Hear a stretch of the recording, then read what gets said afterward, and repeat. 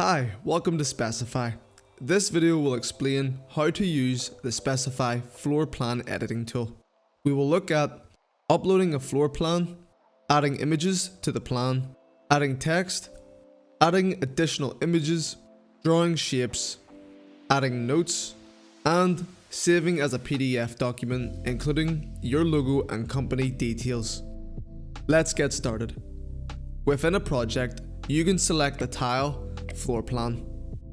We then click the button to the right, New Floor Plan. Give your floor plan a name. Click Add Floor Plan. Now your floor plan tool is ready to go.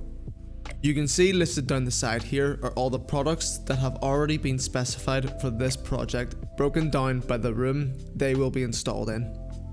Underneath the product name is the quantity of each product in that particular room. As you can see, the editing space is blank at the minute. This is because we need to add a floor plan. To do this, we select Editor from the top toolbar. This opens a new toolbar with further options. If I select Upload Floor Plan, I can select a floor plan already saved on my computer. Note that you can only edit PNG or JPEG files of the floor plans. If your floor plan is a PDF, you will need to convert it to one of these files. The finished edited floor plan will be available as a PDF. I have uploaded my plans and I used the plus and minus buttons on the right hand side to make it easier to view the plans. I am now ready to begin placing the products on the floor plan.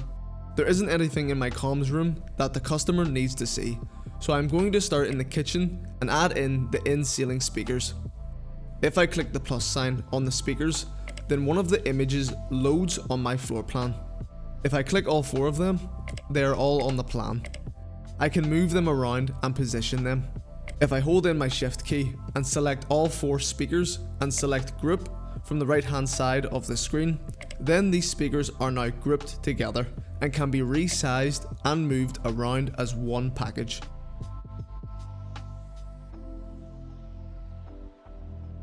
To ungroup them, I simply hit Ungroup from the right hand side. The other options here, Select All and Discard Selection, are self-explanatory. I can continue to add items to my rooms for my clients or partners to see. I can save my work as I go by clicking Save on the top right. Next, I'm going to add some text.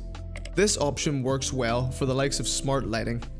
For example, my clients may not understand what certain lighting products do, so I can explain to them in text what will be achieved in this room with smart lighting, as I can add in a text box with an idea of how smart lighting will be controlled in this room. I can add additional images on top of the plan for many purposes. To do this, you would select the Upload Picture button from the top of the editor. And you can also add in lines and shapes. That explains the features in the editor section. Now let's look at how to make finishing touches to the page the floor plan will be displayed on. If I save this and hit Close Editor, I am taken back to the original toolbar. I click Settings. This opens a new window where I can select the orientation and also the page size. Below this, I can add some notes to be displayed on the page also. Here's a quick example. I click Save and now I am ready to look at the finished product. I click Save again at the top of the page to be sure, then I click Download. This downloads as a PDF version of the floor plan, complete with your company details, logo and notes which we previously entered. This can be sent as an attachment to your client or printed and referred to in person. That's all on how to use the floor plan editing tool, and if you'd like to learn more about Specifi, head to our knowledge base.